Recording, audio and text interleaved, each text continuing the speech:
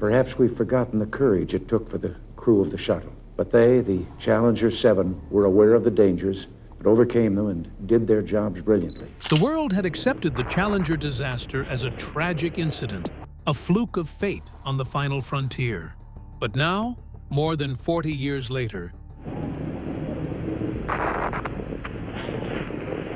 1 minute 15 seconds, velocity 2,900 feet per second, altitude 9 nautical miles. hidden documents and long-buried confessions reveal a haunting truth. It didn't have to happen. The exact cause of the explosion was known, warned against, and deliberately silenced.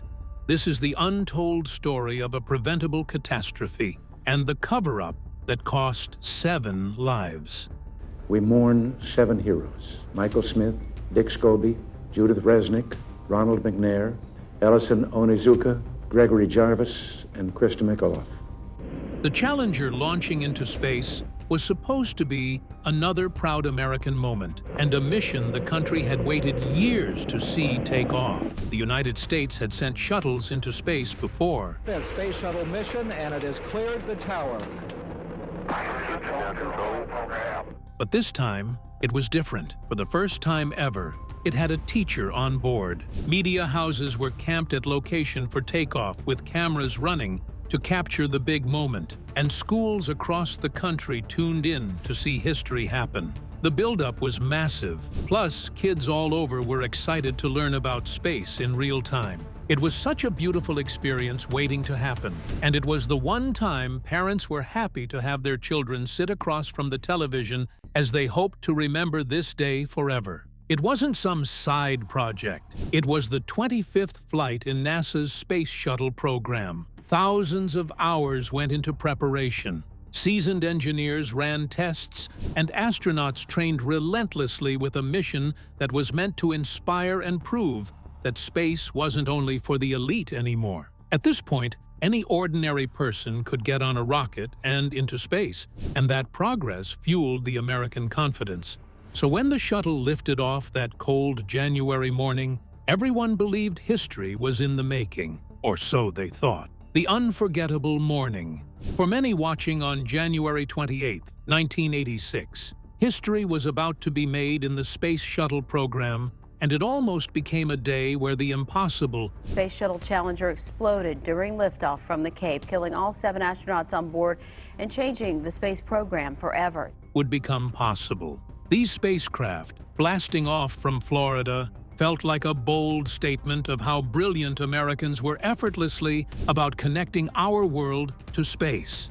It was insane to think that this discovery would lead to a future where heading into space would almost seem like a regular routine.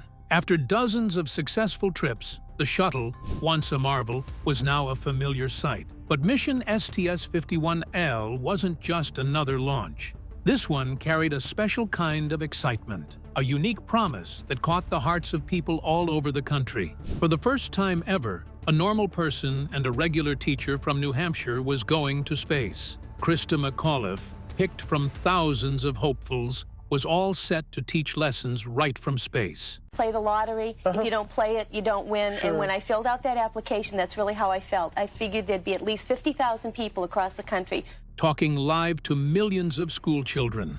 Her being there really changed the mission, making it feel less like a typical science trip and more like a shared dream for every kid who had only read about such in books. Alongside Krista, a truly exceptional crew prepared for liftoff.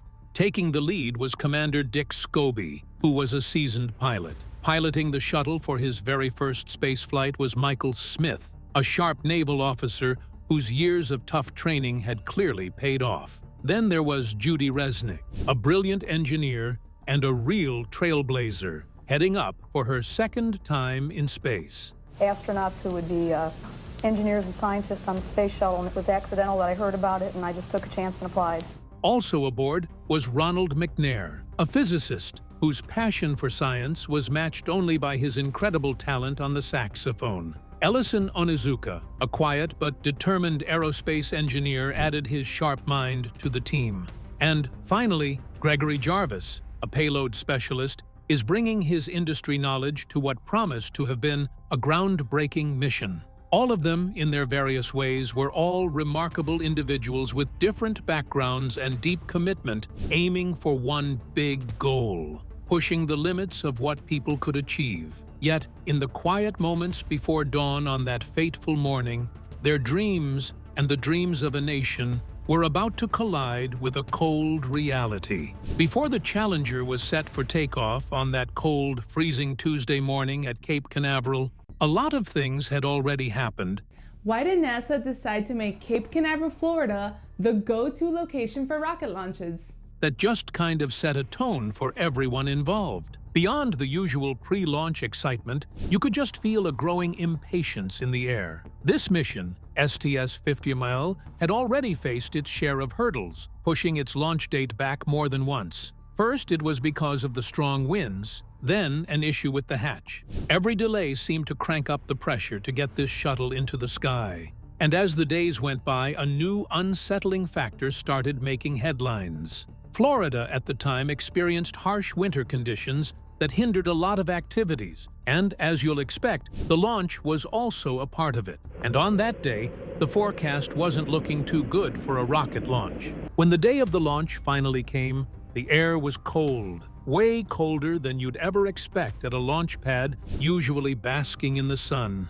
Overnight temperatures had dropped well below zero, and you could almost see the cold hanging in the air. Even when the cameras zoomed in on the launch pad, it was easy to spot frost clinging to the structures. That's how chilly it was. The ground crews, all wrapped up warm against the super cold wind, worked really precisely to make sure everything was in place. But the weird chill in the air made it hard to ignore the silent, uninvited guest at the day's main event. Still, despite the freezing temperatures, the world was watching as the countdown moved forward. After a much-awaited countdown, the Challenger finally lifted off, taking off slowly and then climbing higher into that clear blue sky. It was truly an incredible sight. Everyone all stood with their faces tilted upwards, completely caught up in the thrill of the moment. Inside Mission Control, the calls were calm, and it looked perfect from their ends. Everything, for those first few moments, seemed to be going exactly as planned. The shuttle soared higher, picking up speed, and it was a magnificent sight. For 73 seconds, it was a perfect launch. Then, suddenly, out of nowhere, the unthinkable happened. The catastrophe. At T plus 58 seconds, a faint wisp of smoke, barely noticeable, appeared near the bottom of the right solid rocket booster. To the millions watching on TV, the smoke from the flame wasn't noticeable, but it was detected later through enhanced film footage. As the shuttle climbed higher, punching through the sky, that small puff quickly became something else. Suddenly, at T plus 67 seconds, a flickering, growing flame came out on the side of the booster. It was tiny at first, and soon grew and became noticeable in no time. Just 6 seconds later, at T plus 73 seconds, the flame exploded into a fierce, blinding blast. It was an inferno, burning from the external fuel tank that supplied propellant to the shuttle's main engines. In an instant, the liquid hydrogen and oxygen had mixed inside the massive orange tank, causing it to violently ignite. The space shuttle not only broke apart, but also vanished in a large, scary cloud of white and orange. It didn't explode in one big blast. Instead, it was like a super-fast, violent collapse. The solid rocket boosters of the shuttle suddenly broke free and shot off in all different directions, spiraling up into the sky. The orbiter itself, which carried the crew, was also ripped apart.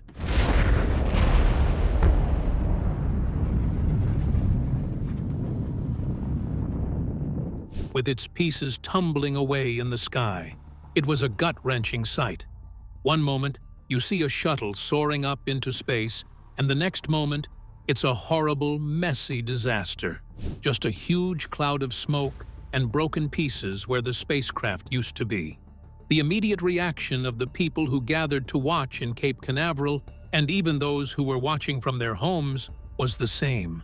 Their smiles and excitement were instantly replaced by utter shock and disbelief. It was hard to process what they had just seen. Even the commentators, who were in high spirits, didn't have the right words to say. With confusion and concern, one commentator hoped it was just a major malfunction. He said, "We have a report that the vehicle exploded." No one wanted to believe it. How could something like this happen? One moment, soaring hope. The next, utter devastation. News media around the world, who were there live, constantly replayed the horrifying footage of the incident. It was such a sad moment, as school children who gathered to watch their teacher make history watched in horror as Krista and the rest evaporated in a cloud of smoke. It was a shared national trauma, a moment when the seemingly invincible had burned into ashes, right before our eyes. Later that day, a somber President Ronald Reagan addressed the nation from the Oval Office. 19 years ago, almost to the day, we lost 3 astronauts in a terrible accident on the ground. His words were heavy with grief, especially directed at the children who had witnessed the tragedy. He called the crew heroes, praising their bravery. But they, the Challenger 7, were aware of the dangers, but overcame them and did their jobs brilliantly. And the sheer spirit of exploration they represented. He even read from a poem, High Flight, about touching the face of God, trying to find some kind of meaning in something that just didn't make any sense. It was a deep, collective sadness that connected everyone across the country. The promising hopes of space and what it was to bring became a not-so-exciting prospect. The immediate question was, of course, what had gone wrong?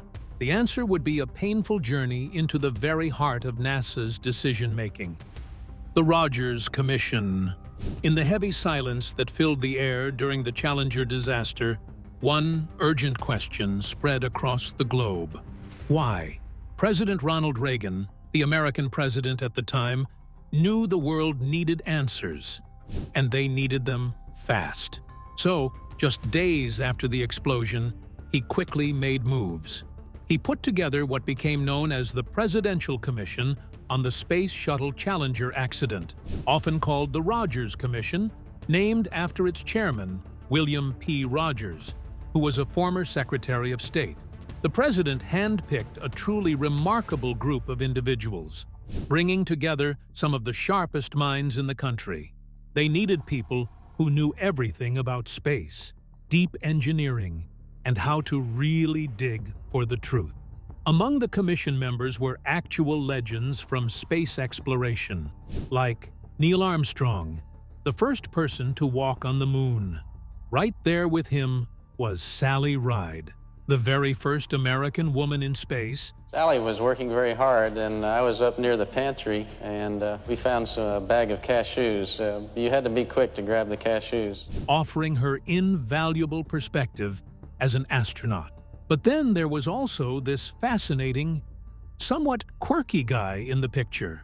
He didn't have anything to do with flying in rockets or being in space, but he turned out to be the guy that would end up being key to everything.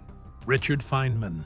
He was a Nobel Prize-winning physicist, famous for being super smart and his top-notch problem-solving skills. Their mission was clear and incredibly challenging. They had to figure out exactly what caused the Challenger disaster, and then, just as importantly, figure out how to keep it from ever happening again. In those first confusing days, as the nation grieved, speculation ran wild. Everyone had a theory of what caused the crash. Was it terrorism? Had some foreign enemy managed to sabotage a shuttle? That was a terrifying thought, but it crossed many minds. Other guesses centered on mechanical failure. Maybe a main engine blew up, or perhaps the structure of the massive vehicle just couldn't hold together. News channels and papers were full of these ideas, each one offering a quick way to explain something that felt completely hard to understand. People desperately wanted a simple answer, something concrete to hold on to in the face of such overwhelming loss. But the truth, as is often the case, was far more complicated than they thought. The task facing the Rogers Commission was difficult, on a scale hardly ever seen. The Challenger had fallen apart miles above the Atlantic Ocean, scattering thousands of pieces over a wide stretch of deep, dark water. The first challenge, an almost impossible one, was just finding enough of the wreckage to piece together what happened. Ships scoured the ocean, divers plunged into the unimaginable depths, only to recover bits and pieces, large and small, that once made up the mighty shuttle. Every fragment, every scorched part, and every piece of metal became an important piece of the puzzle. At the same time, investigators also searched through the mountains for anything they could find. They looked at every single second of telemetry. The streams of numbers beamed down from the shuttle, which recorded its performance. They reviewed launch footage and listened to every radio transmission, every conversation between the crew and ground control, searching for any anomaly, any hint of trouble before the explosion. It was like trying to put together a jigsaw puzzle with a million pieces, many of them burned or missing, all while the entire world watched, demanding answers. The pressure was immense, and the stakes were higher than you could imagine. As the investigation went on, a critical piece of evidence began to emerge. It pointed straight to what seemed like a small part, but would end up having catastrophic implications. The O-ring failure. Early on, when the Rogers Commission started looking for the cause of the crash, they really had to consider every possible cause. They checked every part of the recovered pieces of the space shuttle. After checking the massive orange external fuel tank and the orbiter, everything looked fine. There were no suspicious signs of activity in sight. So they thought to check the solid rocket boosters. After a lot of research and investigation, they concluded the problem had to have been from here. The solid rocket boosters, also known as SRBs, are two white columns strapped to the sides of the external fuel tank, providing most of the thrust at launch. These parts of the shuttle are strong, big metal rings bolted together. The tricky part was how those segments sealed up. Now, from the investigations, it seemed like the problem of the solid rocket boosters came from the rubber seals called O-rings. They are somewhat like high-tech gaskets, designed to create a perfect, airtight seal between the booster segments. Their job is to stop super-hot gases from escaping through the joints when the rocket fires up. If those O-rings didn't seal perfectly in the first split second of ignition, those hot gases could blast right through, like a torch cutting through steel. And that was exactly what happened to the Challenger. This small part of the shuttle led to heartbreaking disasters in American history. When the problem was found, more questions sprang up, and the company responsible for building the SRBs used in the Challenger was called in. After an intense investigation, it was discovered that the SRB company and manufacturers, Morton Thiokol Engineers, were aware of problems that the O-rings had for a long time. One engineer in particular, Roger Boisjoli, had been raising red flags about the O-rings for years. He and his colleagues had seen evidence that these O-rings weren't performing as they should, especially when the temperatures dropped. They had proof of data, test results, and even photos showing signs of trouble after previous launches that happened in colder weather. But all their warnings had fallen on deaf ears. The night before the Challenger launched, those concerns reached a boiling point, which led to Roger Boisjoli and other Thiokol engineers having a brawl on a teleconference with NASA officials. Even after the engineers clearly stated that launching in temperatures below 53 degrees Fahrenheit was simply too risky, NASA ignored the warnings. NASA was well aware that the O-rings could get stiff and lose their flexibility, making them not seal fast enough in the cold. NASA at this point was not willing to push the launch date further, as they were under immense pressure. NASA had faced multiple delays already. The public was watching, and the schedule was tight. After a contentious back and forth, some NASA managers openly questioned the engineers' data, downplaying their fears. Inside Morton Thiokol, the managers felt caught between their engineers' dire warnings and NASA's insistence. In the end, under that intense pressure, the Thiokol management did something heartbreaking. They reversed their engineers' recommendation. They told NASA to go ahead. All they cared about was launching into space to make history, while ignoring the warning from the people who understood the hardware best. This decision sealed the Challenger's fate. So, the cause wasn't some far-fetched problem, just as most people thought. It was something known, something warned about. Which makes you wonder, how was one guy able to actually point out what exactly caused the disaster? While the Rogers Commission was deep into investigating and going over piles of documents and interviewing countless experts, Feynman operated a bit differently. He wasn't satisfied just reading reports or listening to testimony. He wanted to see things for himself, touch them, and poke at them. His whole approach was about hands-on observation and simple experiments that just couldn't be argued with. He was dead set on finding the truth, no matter how uncomfortable it might have made some of the institutions involved. Feynman, with his direct style, dove into how those solid rocket boosters were put together, especially focusing on those crucial O-rings. He talked to engineers, technicians, and anyone who worked directly with the hardware, not just the managers. He really listened to their everyday concerns, the stuff that might get lost in formal reports. He quickly zeroed in on the warnings from people like Roger Boisjoli about those O-rings acting strange in cold temperatures. Everybody was in agreement that we should make an attempt to stop the launch at that point, if that temperature materialized. He understood exactly what the engineers were worried about. Then came the moment that, for many, truly blew the lid off the mystery. During a televised commission hearing, Feynman took a piece of one of those O-rings, a small dark rubber band, and a simple clamp.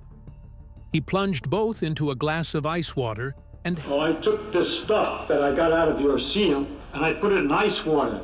And I discovered that when you put some pressure on it, and held them there for a few minutes, letting them get really cold. Then he pulled them out.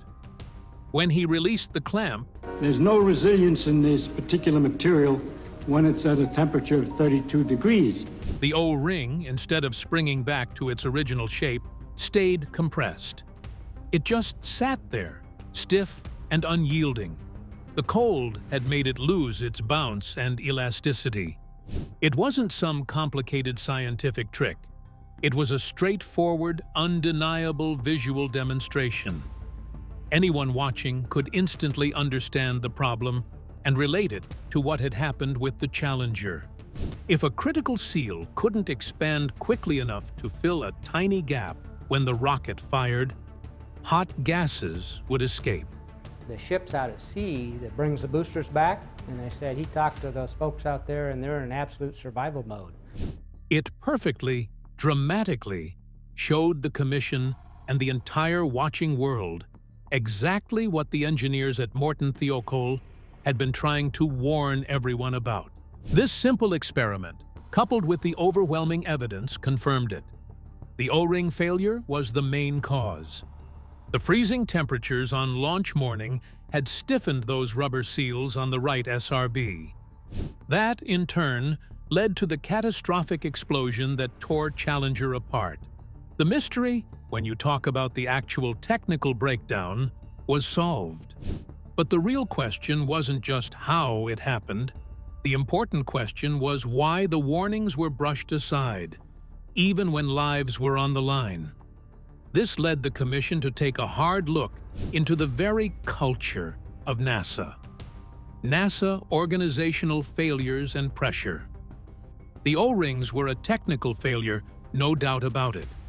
But the real, unsettling question was, how did NASA, an organization built on precision and safety, let something so critical slip through the cracks?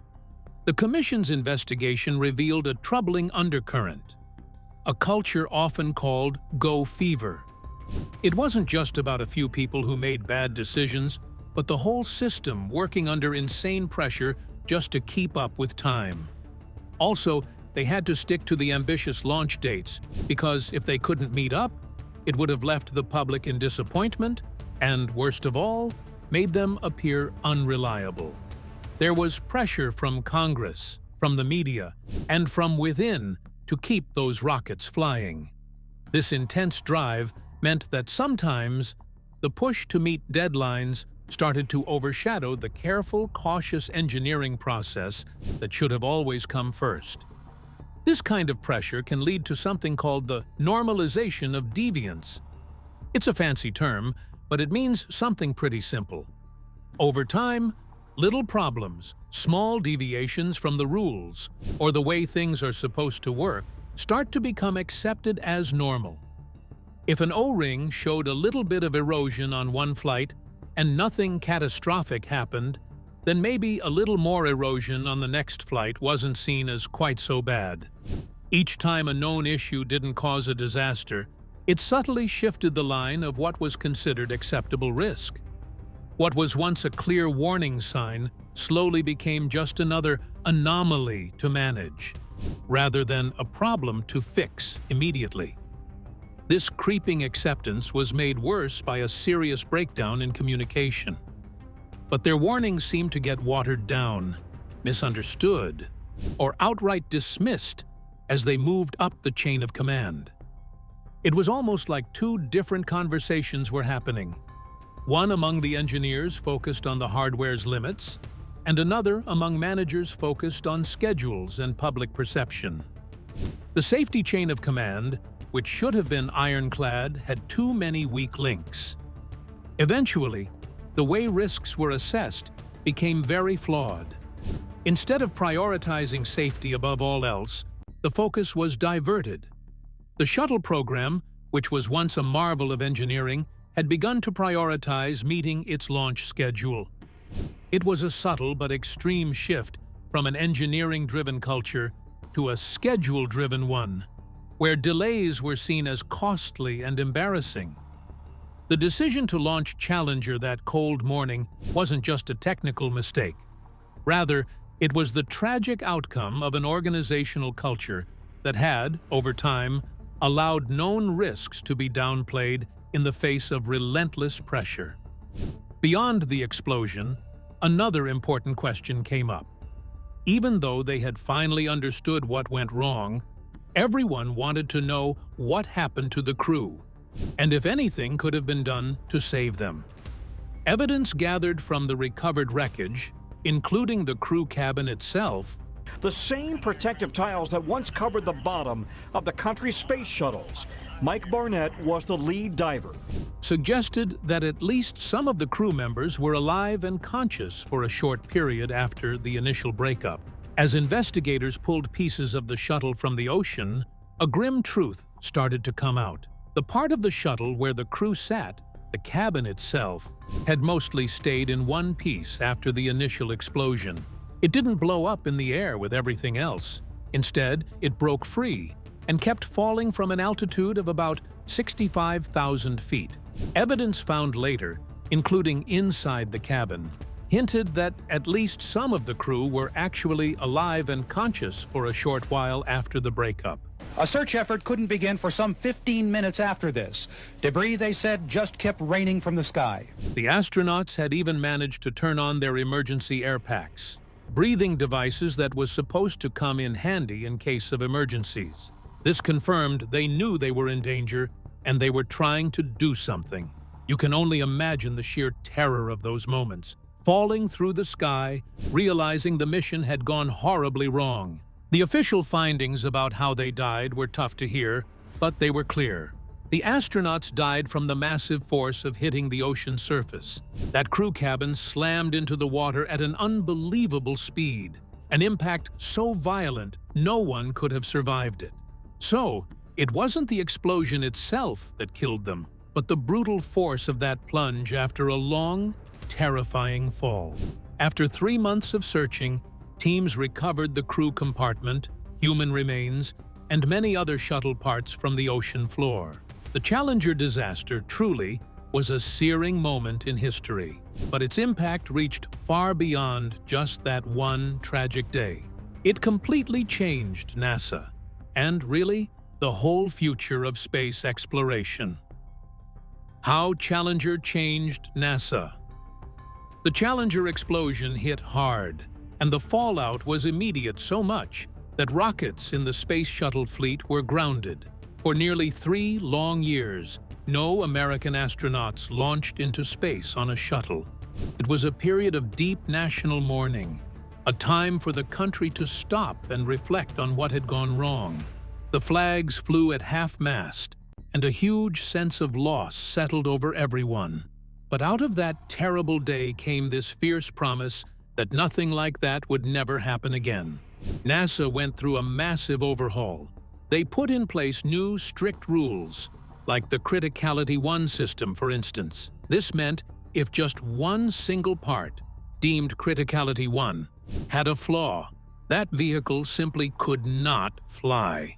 They also set up a whole new division like the Office of Safety, Reliability, and Quality Assurance, whose job was solely to keep a constant eye on every detail, no matter how small.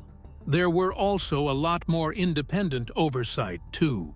Outside experts were brought in to double-check everything, and safety reviews became way tougher than they'd ever been.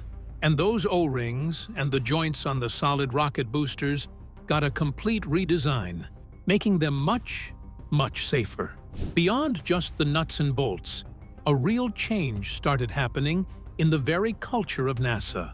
Those incredibly painful lessons about organizational culture and how easily risks could be overlooked or downplayed truly hit home.